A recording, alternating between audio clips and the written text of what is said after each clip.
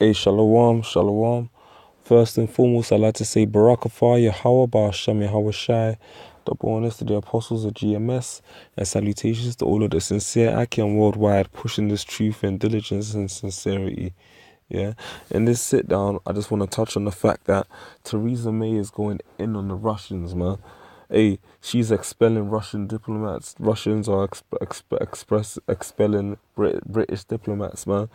And the tensions are rising. Recently, you just had it to where the UK accused Russia of poisoning some of their spies, man. Yeah. And obviously, you got Vladimir Putin over there literally flipping out.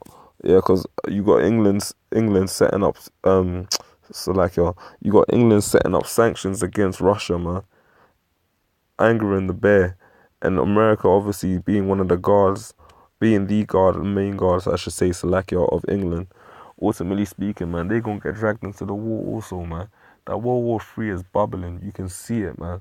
Literally, there's political tensions right now. I'm going to play you a clip in a minute of Theresa May putting in a public speech, man, talking about her plans to expel 23 Russian diplomats from the UK.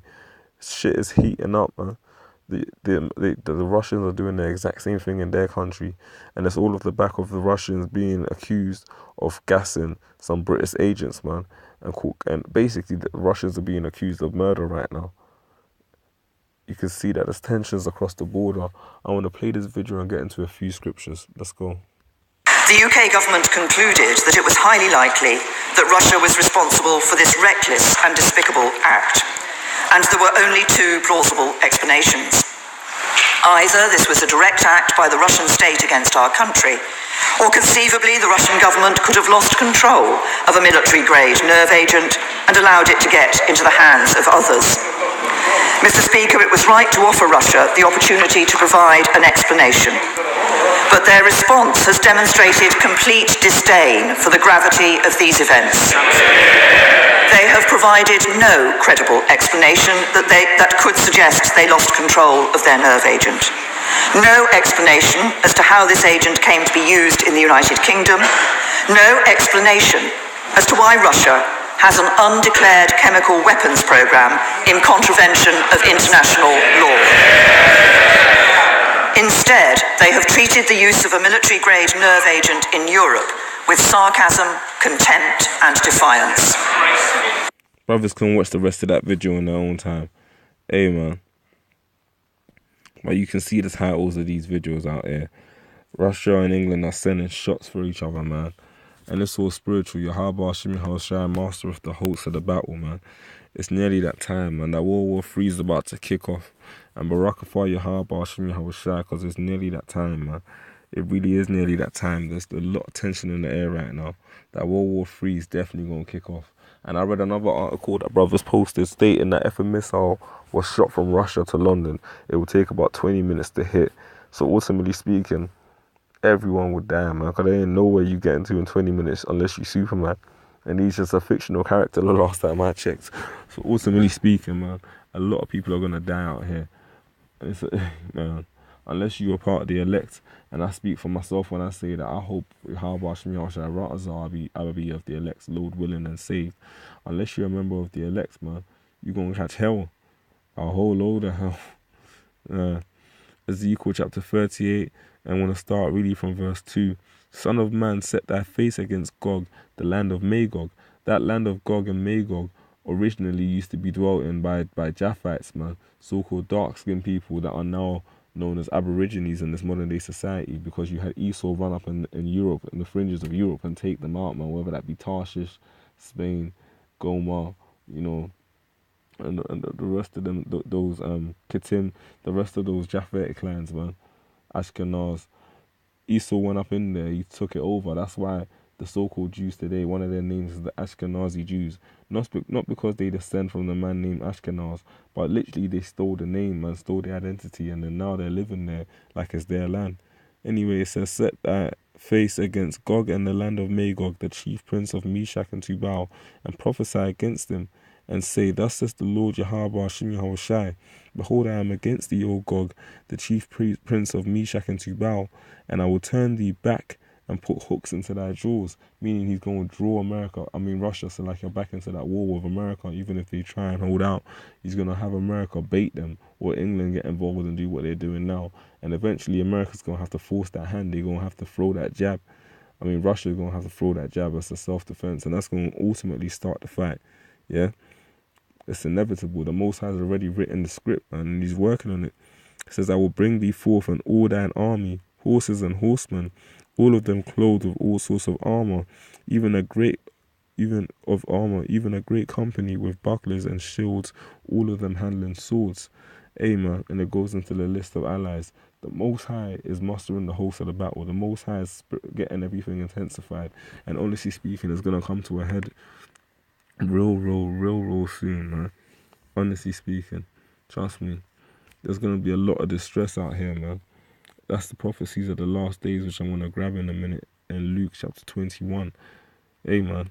You better get right with your hardbar, Shimmy Hawashai on this side, ultimately speaking. Otherwise, you're going to have to catch the fire on the left. Luke 21:5. It says, and there shall be signs in the sun and in the moon and in the stars, and upon the earth distress of nations. Have we not had many signs in the stars and the moons, man? On Sabbaths, all of that. And it says, and upon the earth there shall be distress of nations. A lot of people are out here just living on their last penny, broke as hell. Yeah, can't get no partner, depressed.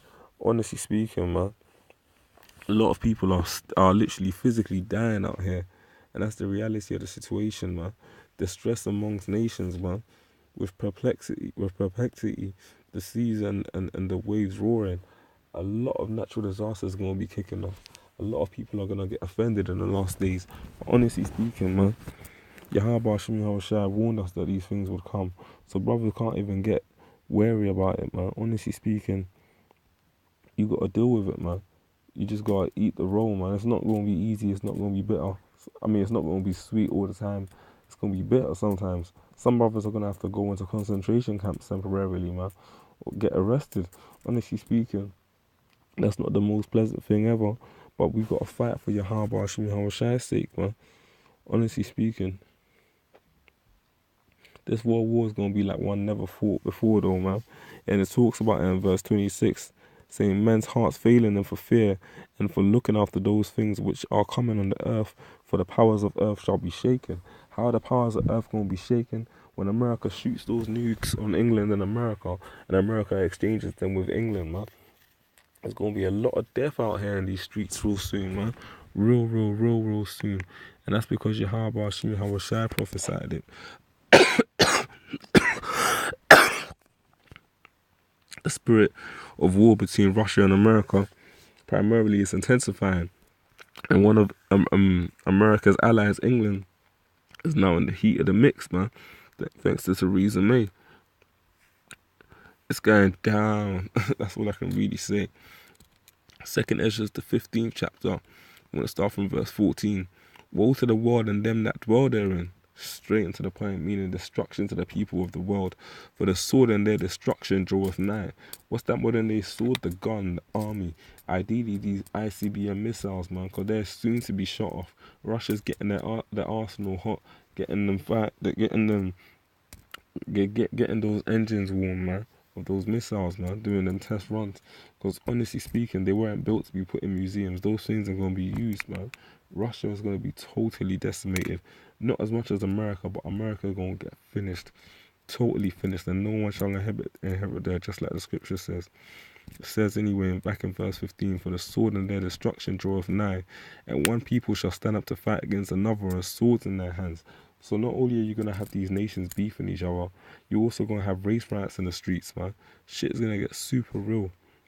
And then you're going to realize, man, that everything gets tribal when it gets raw. No one's thinking about, yeah, my white friend Jimmy. You know, man, it gets real tribal, man. People stick to what they know. People stick to their culture, their kind, man.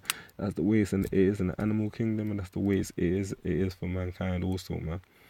Honestly speaking, you know, because Russia was threatening England just now, and America talking about you need to leave our troops alone, don't get involved in our programs, man, because that, and also the fact that you showed us no love and support, man. Hey, Honestly speaking, man, Jake got no love from Esau, man. So of course the Most High gonna destroy you as a nation, and ultimately a house divided against itself can't stand.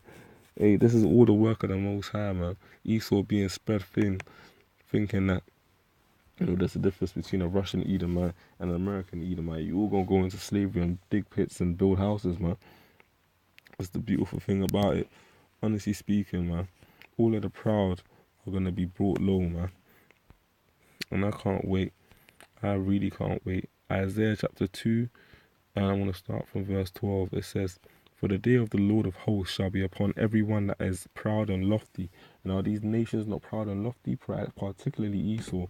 You've got these Americans talking about the greatest military might ever. And they've got one of the unclean frogs there, Washington, D.C. for the military. You've got London, another one of the unclean frogs, where the Vatican's the last, and in terms of the religious, and London's more the finance capital, man. One of the unclean frogs. Honestly speaking, man, everything they push is pride, yeah. And the Most High just said that everyone that is proud, man, shall feel the wrath of the day of the Lord, and everyone that is lifted up shall be brought low, man.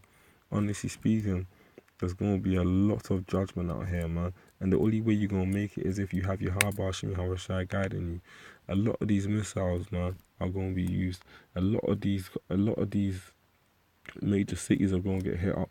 Your Londons, your Parises, your Brussels, your New Yorks, your DCs, LAs, they all gonna get it, man. All gonna get it. And it's gonna be so real. Hey, man. The Most High is the one that masters the host of the battle. The Most High is the one that's behind this. Like I read in Deuteronomy, the 32nd chapter, the 39th verse, man. The Most High kills and He makes alive. Hey, it's real talk, man. Exodus 3 and 15, I'm going to end it on that. In fact, just a second, I want to get one more thing.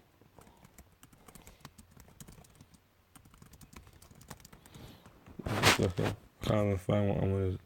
So I'm just going to end it on Exodus 15 and 3. Just a second. Exodus 15 and 3. The Lord Yahweh Hashem Yahushai is a man of war. Yahweh is his name. Yeah. The Lord Yahweh is a man of war. Yeah. Yahweh is his name. Yahushai being his son's name. And those are the two keys that are going to help brothers make it, man, into that kingdom. Yeah. These Edomites out here, man, they ain't looking too good. Catching hell. Their nation's divided. So, Mr. Speaker, there is no alternative conclusion other than that the Russian state was culpable for the attempted murder of Mr. Skripal and his daughter.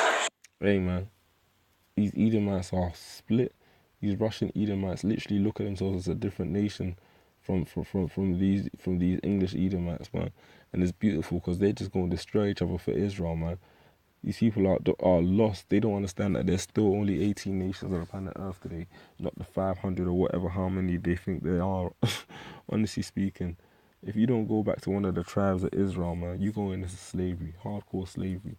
And if you're an Edomite, man, hey, man, after you get burned up by the missiles, you're going to get burned up in slavery and then burn up in them bonfires as well. Trust me, man. You Edomites are going to suffer. You really are going to suffer. Trust me, like, hey, the heat between Russia and the West is turning up, man. Not only do they have problems with America now, hey, England's got issues with Russia also, and China's always willing to back them. So you best believe, hey, everything's coming to a pinpoint, man. And I love it. Barakafar Yahweh Shmi Hawashai. We're soon out of here, man. Russia gonna start shooting them nukes soon. I believe it personally. Hey, man, America gonna do something stupid, and hey, hell, man, it's nearly that time. I'm gonna leave it there though, Akim. Shalom. I hope that was edifying. The water for watching. Shalom.